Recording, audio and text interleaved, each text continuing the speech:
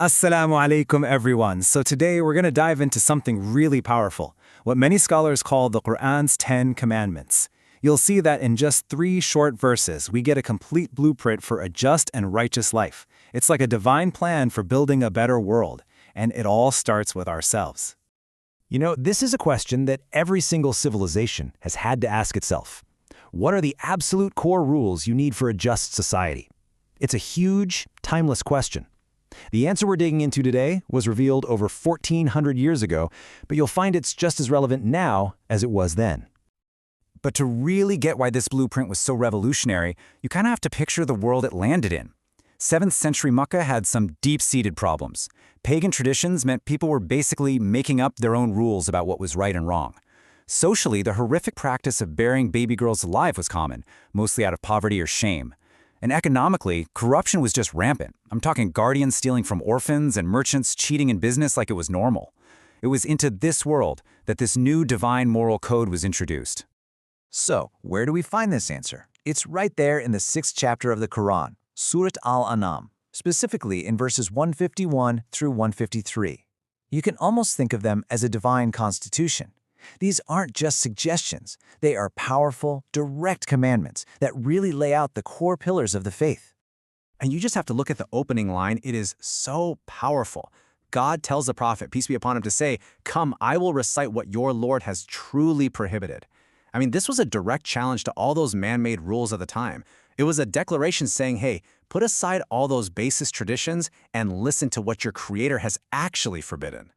And because they cover so much ground in just a few lines, many scholars refer to these verses as the 10 Commandments of the Quran. Now, while that name brings up a parallel to the biblical concept, it's really used here to highlight just how these few verses manage to summarize the very core of Islamic ethics. They're like a powerful, condensed guide to living a good life. What's really interesting is where this divine blueprint starts. It doesn't begin with grand laws for the state or the economy. Nope. It begins with the individual. It lays the foundation for personal and family ethics, because, at the end of the day, a just society can only be built by just people. So this first verse lays out 5 huge prohibitions. It kicks off with the absolute bedrock of faith, no shirk, which means don't associate any partners with God, period. From there, it moves right to honoring your parents, showing their incredibly high status. Then it directly confronts infanticide, telling people not to kill their own kids out of a fear of poverty, because God is the one who provides. It commands believers to not even get close to immoral acts, whether they're out in the open or done in secret. And finally, it establishes the sanctity of all human life. Do not kill unjustly. Every single one of these was a direct solution to a major illness in that society. And here's the part that I think is just brilliant. Look at how the verse ends, that you may use reason. This is so important. It isn't a call for just blind obedience. It's an appeal to our intellect, framing these commands as logical, sound principles for a better world. Okay, so once that personal foundation is set, the blueprint then zooms out. The very next verse expands from our personal lives to our public lives. It tackles the rules you need for a truly just and functioning community. And wow, when you put this next to what was considered normal back then, the difference is just night and day. Society was plagued by greedy guardians ripping off orphans, merchants cheating people in the marketplace, and a so-called justice system that was all about tribal loyalty, not the truth.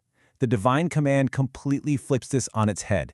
It makes protecting an orphan's property a sacred trust, demands absolute fairness in all our dealings, and establishes a radical new principle for justice. And this next part, this quote, really captures that radical shift. When you testify, be just, even if it concerns a near relative. Can you even imagine how revolutionary this was? In a world that ran on tribalism and us versus them, this command demanded that absolute truth and justice had to come before your own family, your own tribe. It's a complete reordering of societal values, and it's all capped with the command to fulfill your covenant with God. All right, so we've got all these specific rules, right? For personal life, for public life, and then the final verse just ties it all together with one single, powerful, unifying idea. It gives us the big picture. Instead of leaving you with a long list of rules, God gives us this beautiful, simple metaphor to hold on to.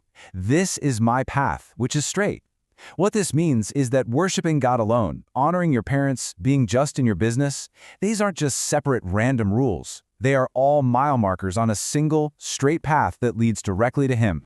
You know, there's this incredible story where the prophet, peace be upon him, actually drew this out for his companions. He drew one straight line and said, "This is Allah's path." Then he drew all these little lines branching off to the left and the right, and explained that these are the other ways. And he said that on every single one of those crooked paths, there's a devil calling people towards it. Those crooked paths are all the distractions, the blind traditions, the flawed ideologies, the personal whims that try to pull us away from the one clear, straight path to God. So, when we put it all together, what's the big takeaway here? What does this incredible blueprint for life really give us? Well, what we get is this complete divine constitution. It's a roadmap that covers everything: our duty to God, our responsibilities to our family, the absolute sanctity of life, protecting the most vulnerable among us, having total integrity in our public lives, and finally, the singular focus we need to hold it all together, sticking to that one straight path. And at the end of the day, that's what this is all about. It's not just a list of do's and don'ts, not at all. It's a holistic, moral blueprint. It shows us that your personal piety and public justice are really just two sides of the same coin, and that a relationship with God is the foundation for every single one of our relationships with each other. And that kind of leaves us with one final big question to think about. If these 10 commandments are the unshakable foundation for a righteous life and a just society, what does the rest of the building, the one built on top of this foundation, actually look like? Thanks so much for joining me.